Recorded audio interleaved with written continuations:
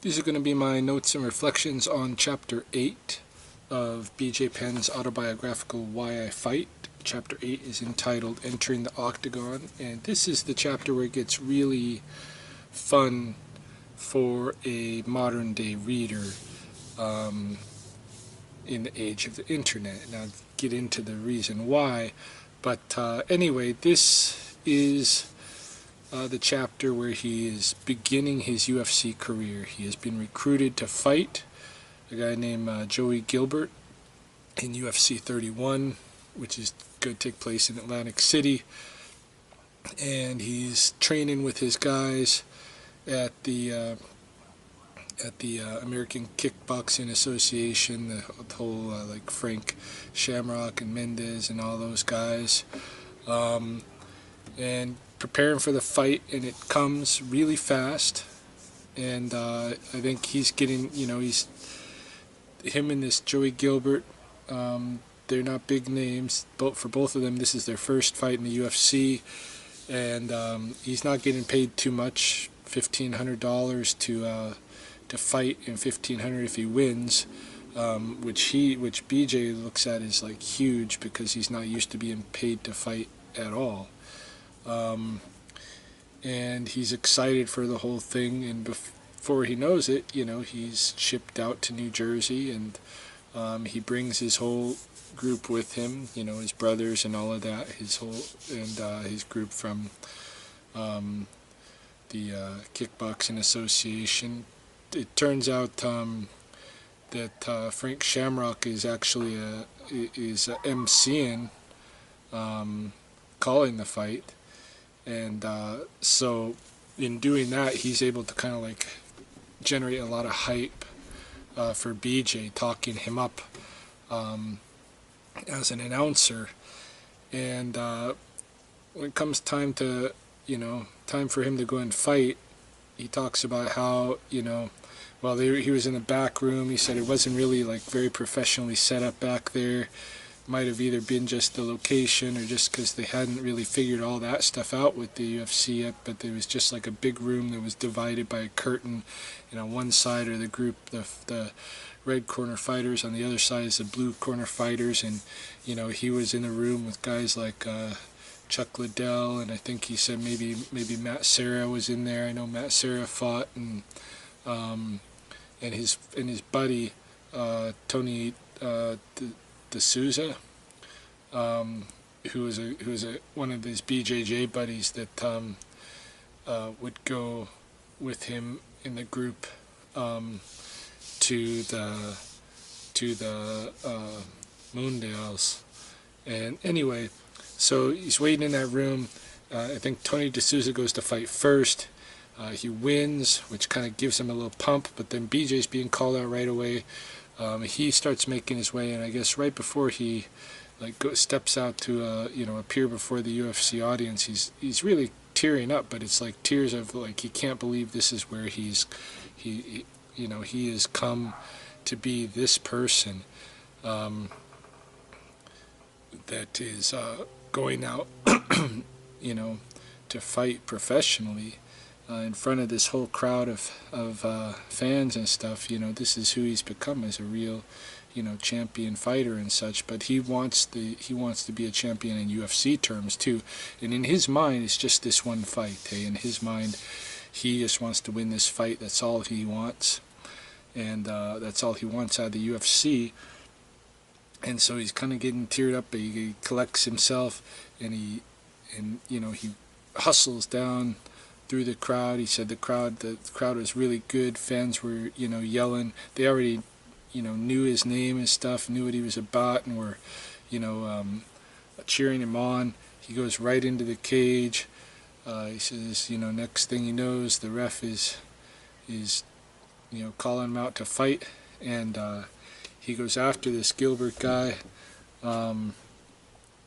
hits him with a couple of punches, locks him up. They wrestle around a bit. In the long run, it ends up with BJ on his back, and he's got the guy flattened out, on his belly, and he's just hitting him on on the sides of the head until the ref stops it, because the guy's not able to respond at all. So he wins. He wins his first UFC fight, and he lives up to the hype. He wins in the first round. Lives up to the hype, and so goes home, and almost immediately gets a call with another offer from the UFC. I guess the fans want to see him go up against this other guy. What's the other guy's name? Something Thomas, like Din Thomas or something. As I go through this, like I wasn't a UFC fan or anything before. Like I never was into the mixed martial arts, culture and stuff. So these guys are all like new guys to me. So let's see, Thomas. What's his name? Thomas. Something like Din Thomas or something like that. Yeah, Din. D-I-N. Din Thomas. So the UFC wants to fight Din Thomas right away in UFC 32, which is the next UFC, which is hardly much more than a month away. But yeah, he accepts. Even though, the UFC 31, all he thought he was going to do was do that one. And he was happy for that win, but turns out, after that, then he's thinking, yeah, I might as well, keep doing this. So he agrees to go in the UFC 32, and again, it's going to be in Atlantic City. Again, he brings his crew there.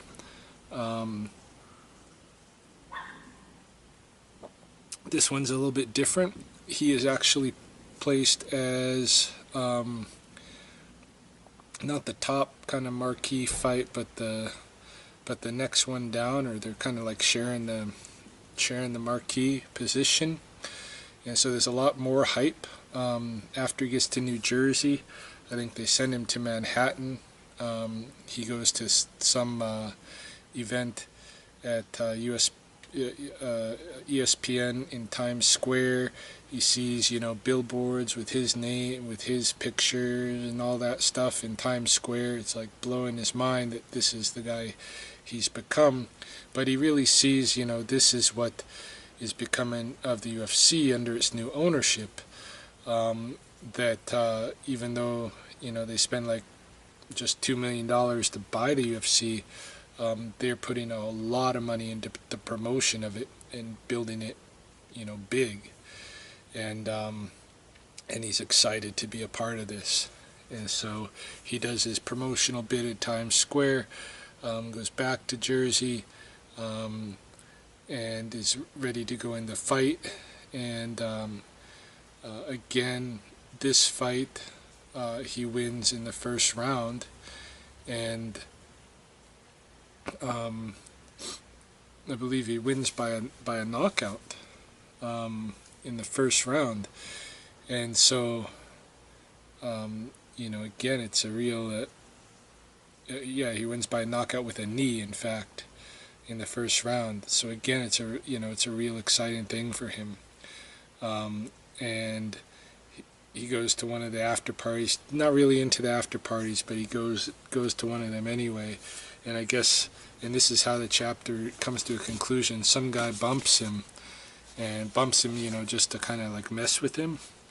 And so he ends up bumping that guy back, and then they introduce themselves to each other, and this is how he makes his first kind of friend in New York. This guy's name is Phil Baroni, a New Yorker. So this Phil Baroni, I guess, is going to become BJ Penn's first New Yorker friend. That's what's alluded to at the end of the chapter. So anyway, the chapter's a little long because he does a pretty good job at describing, step by step, this whole travel process and his fights and all of this.